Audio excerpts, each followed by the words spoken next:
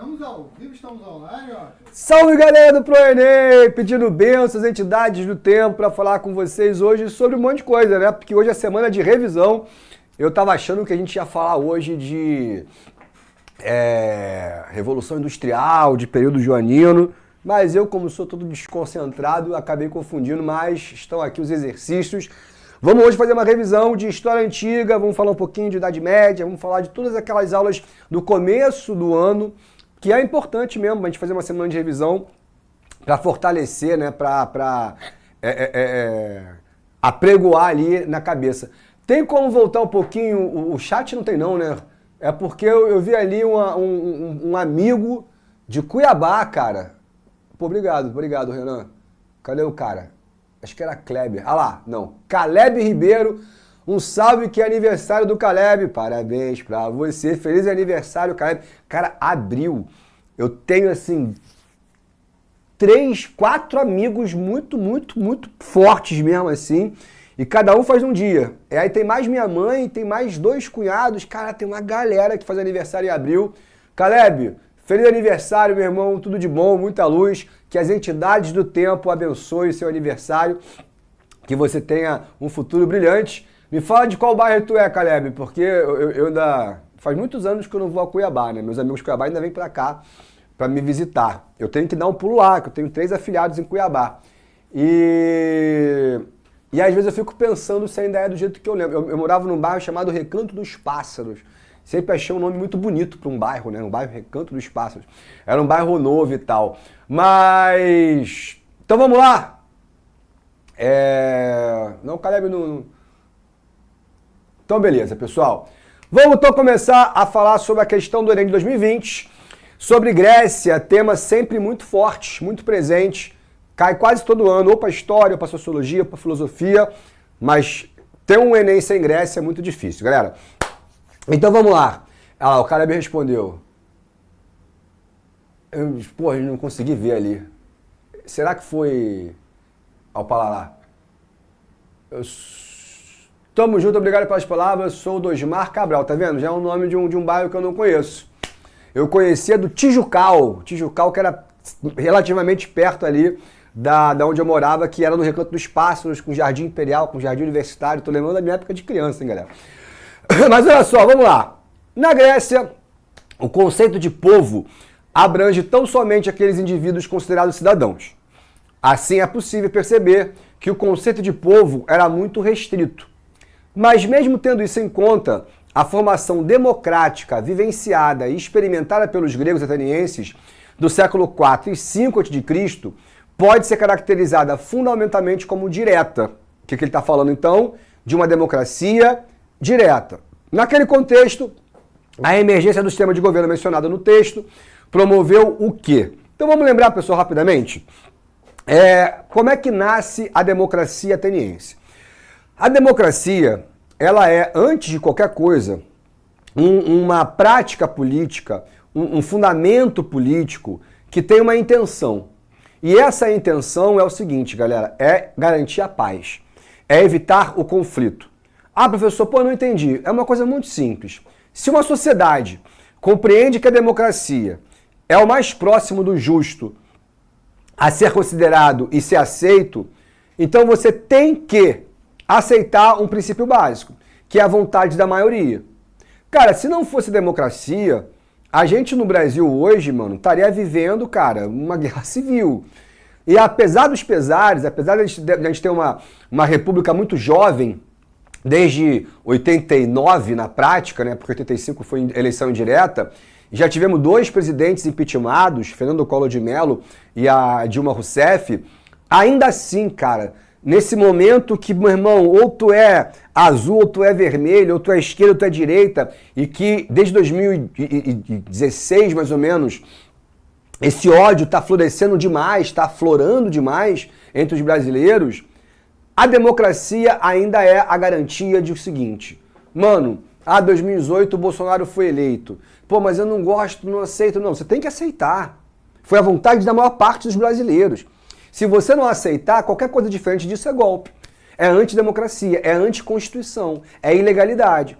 E da mesma maneira, então, que 2022, a eleição do Lula, porra, não gosta, esse voto, esse barbudo. Não, meu irmão, tem que aceitar. Não é questão de gostar. Porque a democracia, no momento que você aceita o princípio básico de que a tua vontade não é única, que o seu desejo não é só seu, que a verdade é que existe toda a vontade de um povo, aí, meu amigo, a democracia funciona. Uma vez, cara, eu fui pro Uruguai e eu fui para aquele jogo maldito, né, do Flamengo contra o Palmeiras lá, que a gente tomou um gol graças ao Andrés Pereira. E aí eu tava conversando com o taxista e tal, o taxista, pô, vocês estão de onde? Rio de Janeiro, blá, blá, blá, blá.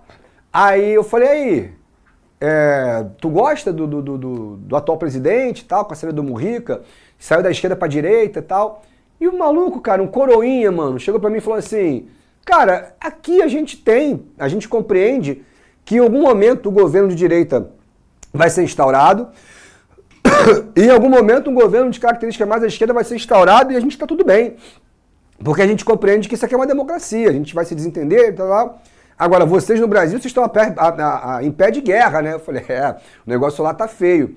Pô, eu moro em Copacabana, né? Cara, esse final de semana teve um ato pós-democracia e tal, pela galera do Bolsonaro e tal, do Silas Malafaia. Mano, tinha que ver como é que tava o bairro, Renan. Aí, eu saí na rua, olha a minha ideia. Foi esse o dia que eu resolvi fazer o Comida de Boteco. Pra quem não é no Rio, aqui no Rio de Janeiro, a gente tem 150 bares que são selecionados e que tem as melhores comidas de boteco, que são sempre uma porçãozinha. Aí eu peguei minha esposa, domingo, semana passada, pô, tava mal pra caramba, e aí a gente resolveu fazer o circuito de comida de boteco. Porra, pra quê, mano? Caraca, era uma gritaria, e aí passava um carro com a boneca do Bolsonaro, aí o vagabundo tacava ovo lá de cima do prédio, e um gritava fascista, e outro gritava comunista. Eu falei, gente, que doideira, parecia até ano de eleição, e ano de Olimpíadas, né? Inventada também pelos gregos. Então, galera, diante desse caos que a gente está vivendo no Brasil hoje, o que a democracia garante? A paz, pô. É isso. Não me parece muito um ambiente de paz, mas ela evita o confronto, ela evita o conflito. Então vamos lembrar como é que isso se desenvolveu na Grécia. A Grécia é uma das primeiras grandes cidades cosmopolitas do mundo, o que significa que ela tem contato com vários povos diferentes e que é uma cidade que vai crescendo, até chegar praticamente a quase 200 mil habitantes. Então, uma cidade grande, principalmente pelas proporções daquela época, é uma cidade imensa, você vai ter ali a formação de grupos sociais que a gente vai chamar depois de classes sociais. Quem são, e quase sempre, os donos do poder? São quase sempre os proprietários de terra. Porque a primeira riqueza que desde a pré-história a gente absorveu é uma ideia de que quem tem terra tem poder. Se a gente olhar para o Brasil hoje, não é tão diferente assim, né? A gente olha para a nossa classe de latifundiários, eles representam menos de 1% da população brasileira. Mas no Congresso Nacional, eles têm lá seus 10, 15% de representação. Isso significa o quê? Que eles conseguem ter um colégio eleitoral muito grande, com várias formas diferentes. Mas a propriedade de terra, pessoal, lá nos primórdios, ela é um sinônimo de distinção. E daí que vem a criação dessas classes aristocráticas, dessa nobreza, desses patrícios, e no caso dos gregos, dos eupátridas. Então esses eupátridas, no caso dos atenienses, desculpa, eles são proprietários de terra e eles governam a cidade há muitos e muitos e muitos anos, beleza? Só que uma cidade que vive através da zona portuária, que vive de comércio, que vive de trocas, acaba constituindo também uma classe de comerciantes, beleza? Ah, professor, é a burguesia? Não, eu não posso chamar de burguesia porque não tem burgo. Então a palavra burguesia, ela só vem no final da Idade Média, beleza? Mas é uma classe de comerciantes e que principalmente estão insatisfeitos porque eles não participam das decisões. Eles não participam das assembleias decisórias. E eles acham aquilo injusto, eles falam, pô, a gente ganha dinheiro, a gente paga imposto, a gente financia ponte, navio, expedições, mas na hora de tomar as decisões, só os eupátridas podem tomar. Se ligaram? Então esses comerciantes começam a pressionar por direitos, especialmente direitos políticos. que é o quê? A participação nas assembleias. E aí quem vem atrás do comerciante? O trabalhador urbano, que é o quê? O artesão, os comerciantes de baixa renda, que é o sapateiro, que é o roupeiro, que é o açougueiro. E também vem, na parte mais remota da cidade de Atenas, os chamados camponeses, que é a galera que trabalha no campo e que também fala, pô, se o artesão, se o comerciante quer participação política, eu também quero.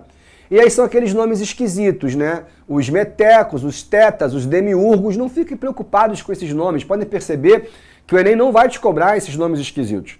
O que você tem que se ligar é o que eles representam. E o que você tem que se ligar é aonde eles querem chegar. Se ligou? E esses caras começam a falar, a gente quer participação, a gente quer participação, a gente quer participação, a gente quer participação, até o momento, então, que começam os reformadores. O primeiro reformador é um cara chamado Drácon. E esse cara, ele vai escrever as leis. Era uma reivindicação muito antiga dessas classes mais populares que sabiam que esses eupátridas, eles distorciam as leis de acordo com a sua vontade, porque não estava escrito. As leis eram transmitidas de maneira oral, eram direitos chamados de consuetudinários. O que são direitos consuetudinários? São direitos tradicionais, mas uma tradição baseada neles.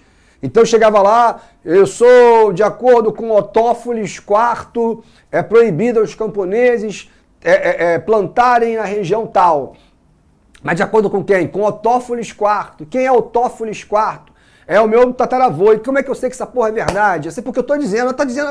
E aí, meu irmão, a porrada comia. Só que o Drácon, assim, ele é um dos reformadores, ele é um dos legisladores, claro, mas ele não está falando para a democracia. Por quê? Porque as leis de Drácon são muito severas. Então ele estabelecia, por exemplo, a escravidão por dívida, ele estabelecia a pena de morte, ele estabelecia o ostracismo, isso é importante, lembra aí. O que é o ostracismo? Se você cometesse algum crime em Atenas, você, dependendo do nível do crime, você era exilado por 10 anos. E a esses 10 anos de exílio, a gente dá o nome de ostracismo. Hoje o nome é dado para aquela pessoa que é esquecida, sabe qual é? Vou dar um exemplo aqui, sei lá, o latino caiu no ostracismo. Aí o pessoal fala, pô, quem lembra quem é que lembra de latino aí? Duvido, entendeu? Que é aquele cara do... A mais famosa dele foi aquela última que é horrível, né? Hoje é festa lá no meu AP, pode aparecer, vai rolar bunda lelê. O que é bunda lelê, meu irmão? Cara, que coisa ridícula.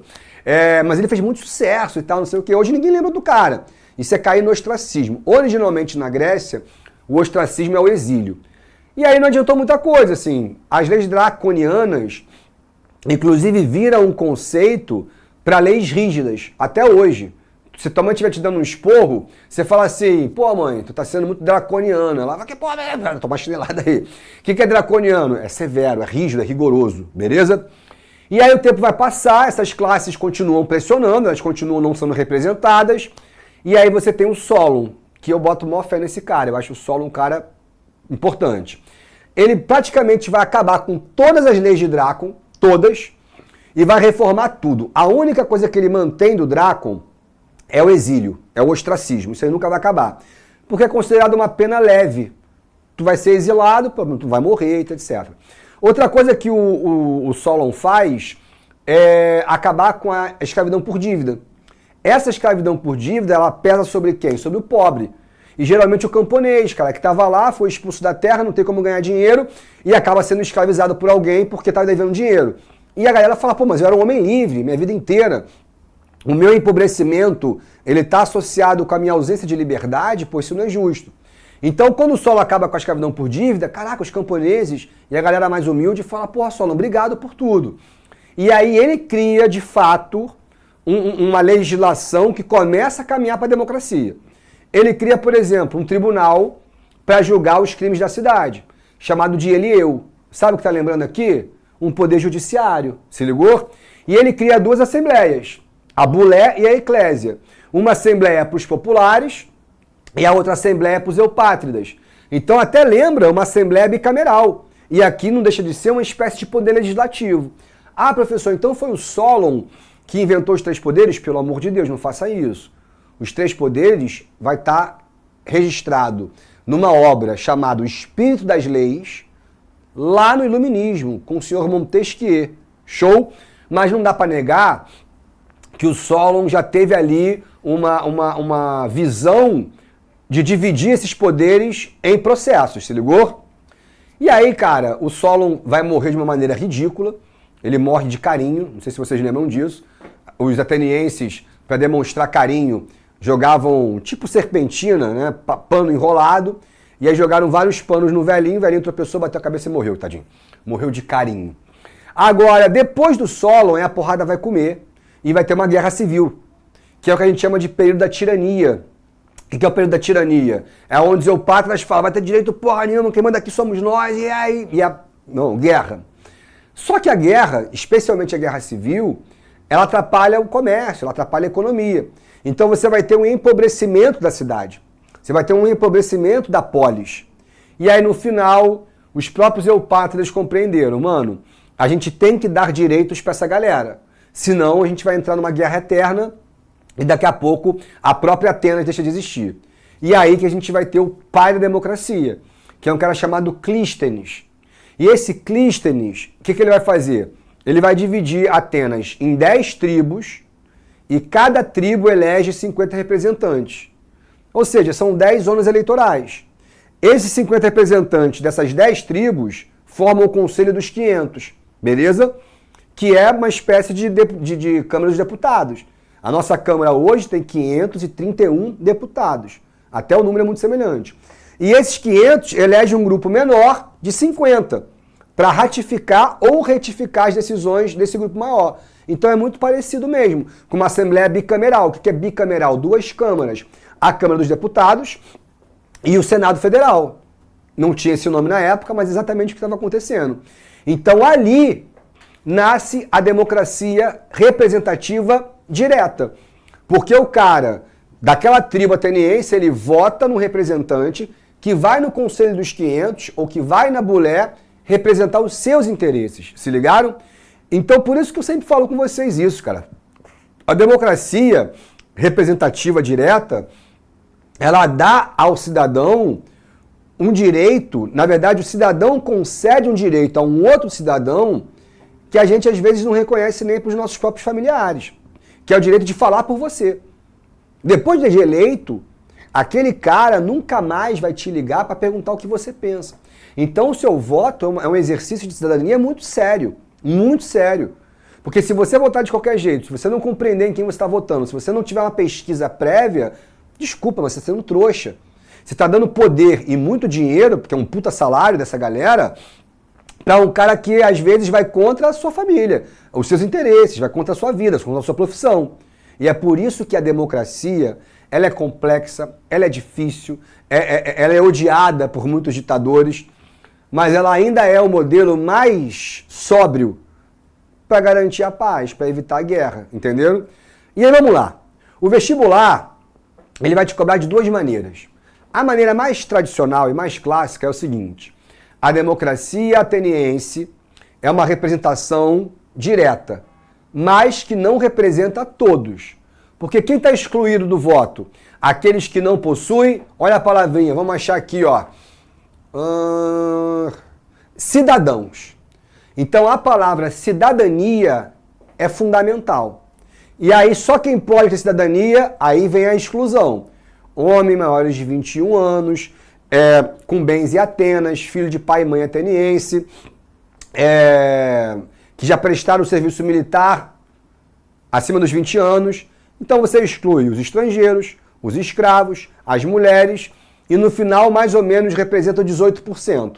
Ah, professor, então é sacanagem. É uma democracia que é representativa, mas ela é extremamente restritiva. Eu concordo. Mas olha como é que a questão está te pegando de outra maneira. Agora pensa comigo, vamos lá, o nosso querido Jeremias. O Jeremias, ele é um sapateiro, beleza? A sapataria dele fica bem no centro de Atenas. Ele tem 24 anos e já serviu o exército. Ele é filho de pai e mãe ateniense. Muito pobre, humilde e analfabeto. Esse cara tem direito de voto? Tem. Professor, mas ele é pobre, o voto não é censitário. Mas ele é analfabeto, o voto não exclui analfabeto. A cidadania exige o quê? Bens em Atenas, ele tem a sapataria. Pai ateniense, ele tem. Serviço militar, homem. Então, querendo ou não, por mais injusta que seja a democracia ateniense em relação às mulheres e estrangeiros, mas ela é uma puta novidade no sentido de que ninguém no mundo daria direito de voto para Jeremias. O Jeremias analfabeto, humilde, pobre, não vai ter direito em lugar nenhum. Mas em Atenas ele pode votar. Em Atenas ele pode se candidatar. E essa é a grande parada. Então o que vocês têm que pensar? Primeiro, tem que ter cidadania, então restringe. Mas, ao mesmo tempo, ela coloca dentro desses 18% pessoas que em nenhum outro lugar teriam direito de voto. Se ligaram? Então vamos lá. Nesse contexto, a emergência do sistema de governo mencionado, ou seja, a democracia, promoveu o quê? Competição para a escolha de representante, que é tipo competição de quê, galera? De corrida, maratona, luta greco-romana, né? Se eu correr mais rápido que tu, eu... Ame sua história. Ame suas marcas. Ame cada parte. Ame sua identidade. Ame suas expressões. Amor é cuidado. E Bepantol Derma cuida profundamente de você e da sua pele, com uma hidratação que restaura de dentro para fora. Bepantol Derma. Ame sua pele por inteiro. Os vestibulares, todos eles, tá? FUVEST, UNESP, UERJ, ENEM, você não pode negar o texto. Então, se o texto está falando de política, você não pode responder de economia. Se o texto não fala de mandato, você não pode responder mandato, entendeu? Eu lembro de uma questão, acho que eu já até comentei isso com vocês. Era uma questão, não lembro de qual vestibular. Era uma questão de JK, falando sobre Brasília, sobre o Oscar Niemeyer, sobre o plano piloto e tal, não sei o quê, blá, blá, blá, blá, os estilos de Brasília. E aí tinha lá a pergunta. Uma das respostas era nacional desenvolvimentismo. Mano, geral veio. Porque, pô, você fala de JK, você fala de nacional desenvolvimentismo. É a principal característica do governo. Mas o texto era sobre economia? Não. Era sobre o estilo arquitetônico de Brasília. E a resposta era modernismo. Aí uma galera veio tirar dúvida comigo e falou, só aqui, pô. Eu falei, cara, você que não viu a questão. Ou tu leu rápido, ou tu pulou, tu viu um gabarito ali que parece fácil. Não é, caiu na pegadinha da questão. Tem que estar no texto. Declínio da sociedade civil organizada, declínio. O que o texto está fazendo, galera? Ele está organizando a sociedade civil. Então não é declínio, é ascensão. Logo, mandaram bem, galera. Arrebentaram, esculacharam. Gabarito letra E. Participação no exercício de poder. É injusto? É. Mas ainda assim garante direitos que não eram garantidos a quase ninguém. Show? Vamos para a questão 2 então. Mirem-se no exemplo daquelas mulheres de Atenas. Vivem pros seus maridos, orgulho e raça de Atenas. Quando amadas se perfumam, se banham de leite, se arrumam suas melenas. Quando fustigadas não choram, se ajoelham, pedem, imploram, mas duras penas, cadenas. Mirem-se no exemplo daquelas mulheres de Atenas. Essa música é linda, cara. E é uma aula de história, né? Já falei pra vocês no começo do ano, pra quem não tava aqui, eu falo de novo. Escuta essa música, lendo a letra, e cada palavra que você não entende, você vai pesquisar.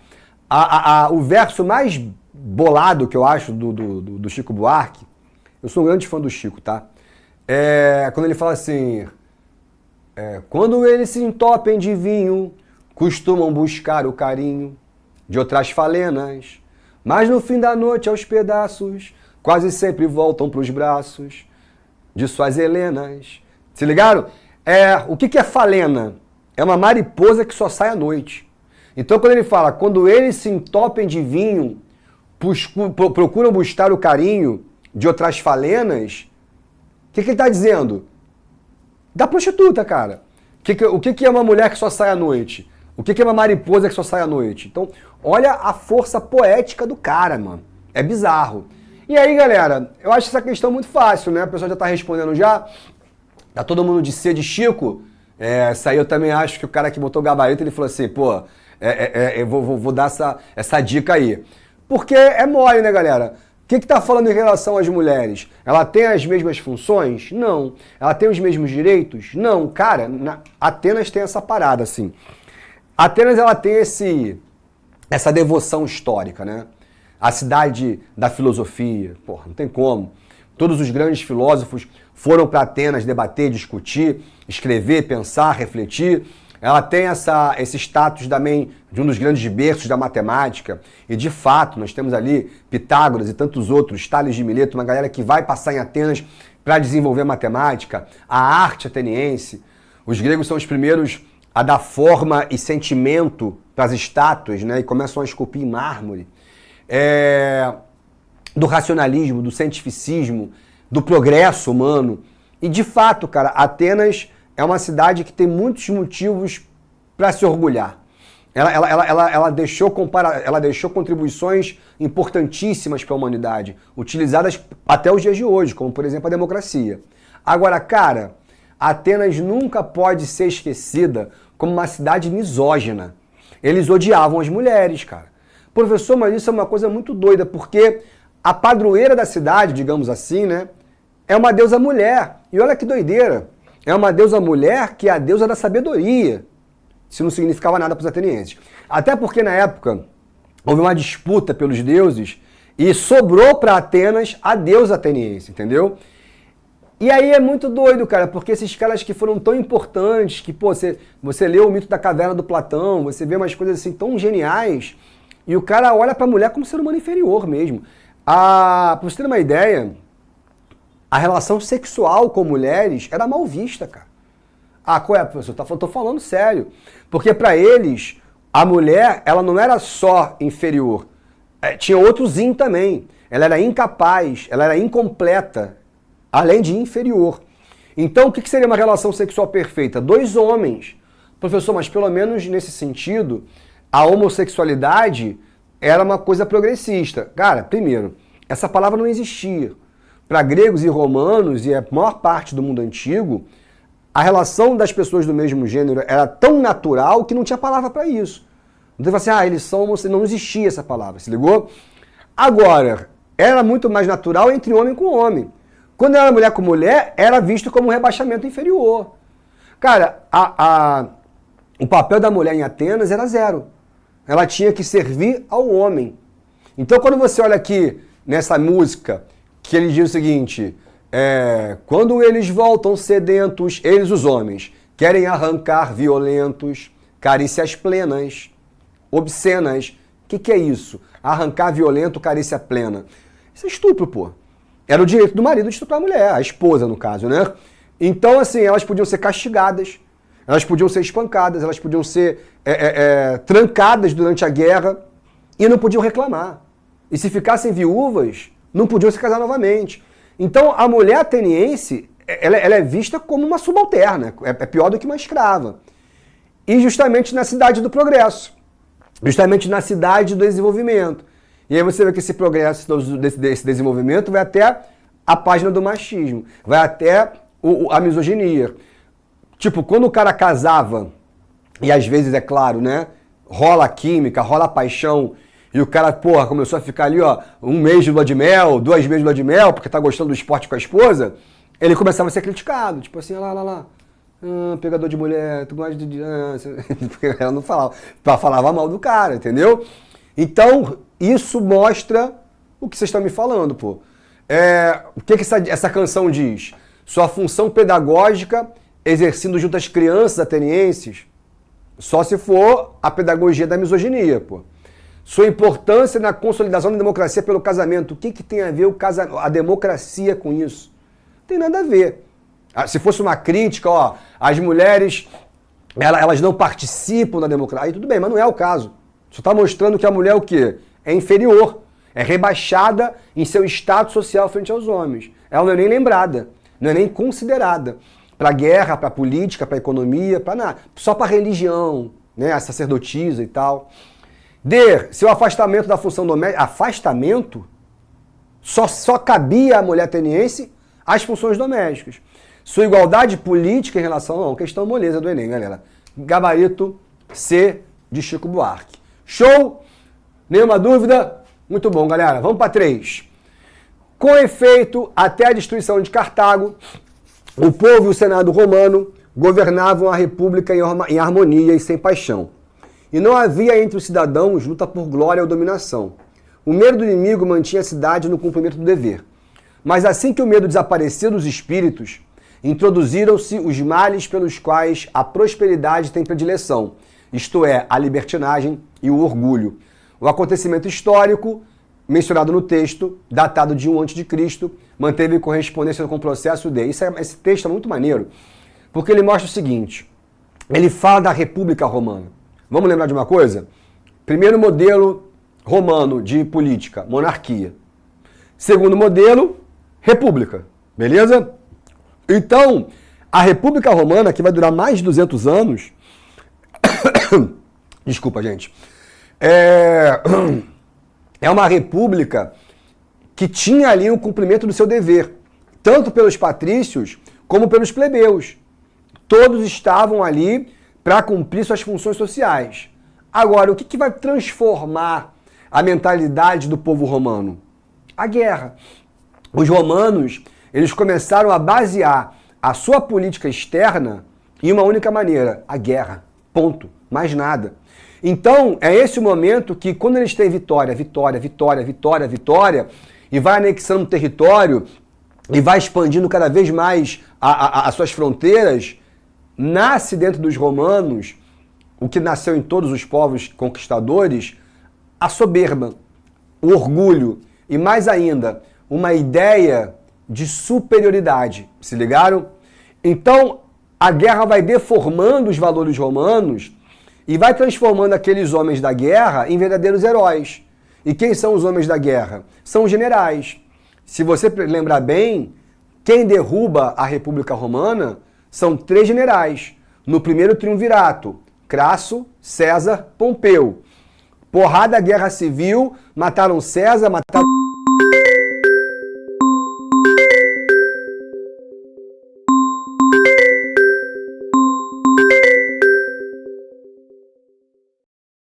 Pompeu, mataram Crasso, segundo triunvirato, Marco Antônio, Lépido e Augusto. Só o Augusto não era general ali. Mas no final, guerra, não sei o quê, e Augusto acaba virando um grande imperador. Dali para frente, os imperadores sempre são associados à ideia de conquista. Então, pessoal, o acontecimento histórico, que é a Guerra Púnica, lembra das guerras púnicas? A primeira Guerra Púnica contra Amílcar. A Segunda Guerra Púnica contra Aníbal. E ali você vai ter, então, a destruição definitiva de Cartago. Cartago foi apagada da história. Eles jogaram sal depois de queimar a cidade. Ou seja, qual é o processo? O acontecimento manteve correspondência com qual processo? O processo é a guerra, pô. É isso. É a guerra que leva a soberba, o orgulho. E essa parte, né? A predileção com a libertinagem. Demarcação de terras públicas? Tem nada a ver. Vou demarcar terra pública. O texto está falando sobre a destruição de Cartago e não demarcação de terra.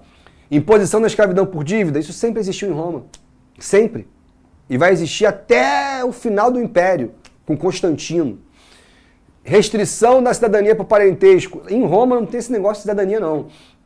Se tu é romano, tu é romano. Tu vai lutar pelo exército romano, vai participar da plebe com os tribunos da plebe, beleza? Restauração de instituições ancestrais. Tipo o que? A monarquia? Não, não é isso. Então, galera, gabarito letra E. Expansão das fronteiras extrapeninsulares. Pô, professor, mas eu nunca entendi o que seria isso. Aí, cara, é uma maldade. Tem que olhar para a geografia, certo? O que é uma fronteira extrapeninsular? A Itália é uma península. Península é aquilo que sai do corpo, tá ligado? Então a Itália é uma bota que sai da Europa. Então a Itália é Roma. O que seria então a expansão para fronteiras extrapeninsulares?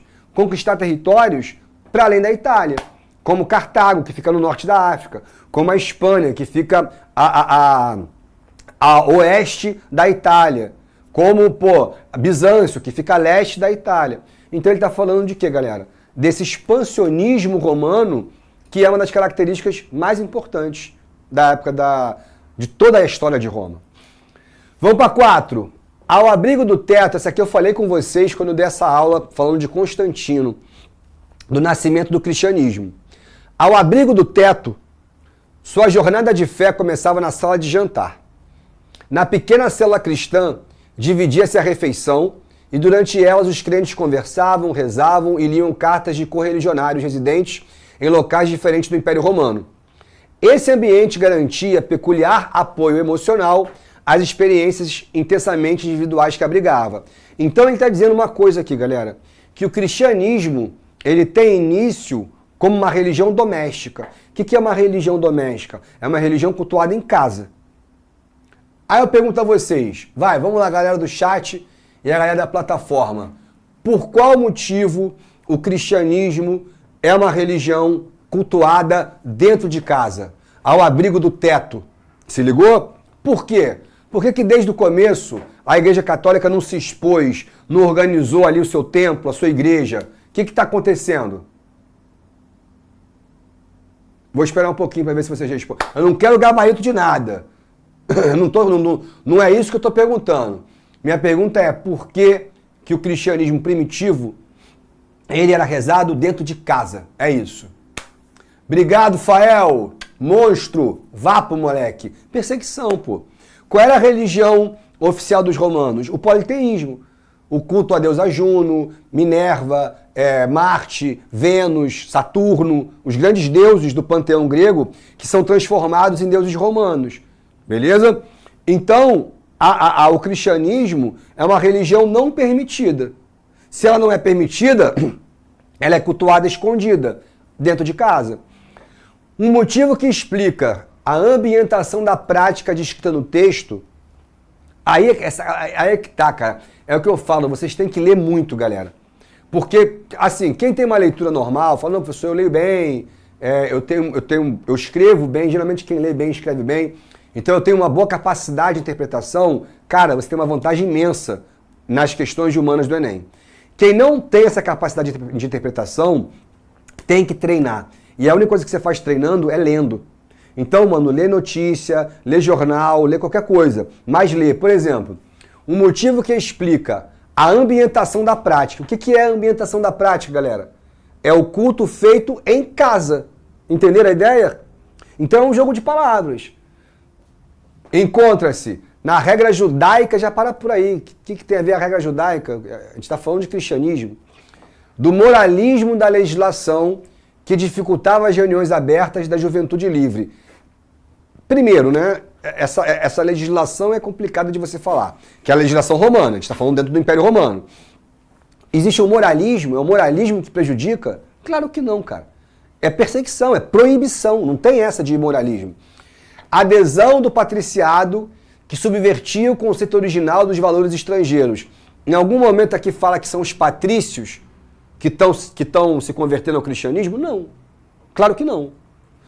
Letra D, decisão política que censurava as manifestações públicas de uma doutrina dissidente. É isso. É uma decisão do imperador, do Senado, dos patrícios, dizendo que o cristianismo ele é perigoso para Roma, ele tem que ser proibido. Daí as perseguições. Se ligaram? Violência senhorial que impunha desestruturação forçada das famílias escravas. O escravo ele tem casa, ele tem teto, ele tem sala de jantar, não é o escravo. Então, gabarito aqui, muito bom, galera. Galera, D, show! E para a saideira, vamos lá. Quando se trata de competência na construção e nas artes, os atenienses já acreditam que poucos sejam capazes de dar conselhos. Quando, ao contrário, se trata de uma deliberação política, toleram que qualquer um fale de outro modo, senão não existiria cidade. Isso aqui é interessante. Quando se fala de arte, ninguém se mete. Só os artistas podem fazer. Mas quando se fala de decisão política, qualquer um pode falar. Lembrem que esse qualquer um, desde que seja o quê? Cidadão. De acordo com o texto, a atuação política dos cidadãos atenienses na Antiguidade Clássica tinha como característica fundamental. Vai, galera, vocês. Vamos lá. O que é a característica mais forte, mais importante e mais impactante da democracia ateniense. Dedicação altruísta em ações coletivas. O que é ser altruísta? É você ser uma pessoa bondosa. É você ser uma pessoa que dá o que é seu aos mais pobres, que ajuda os outros sempre nas melhores, entendeu? O que isso tem a ver com o conselho político ateniense? Participação direta em fóruns decisórios. Não é o que a gente está falando? Participação direta. Eu vou lá e eu estou aqui na Assembleia. E aí, o que vocês acham disso? Pô, eu discordo. Eu acho que a gente não é o momento certo para entrar na guerra. A gente está com trigo...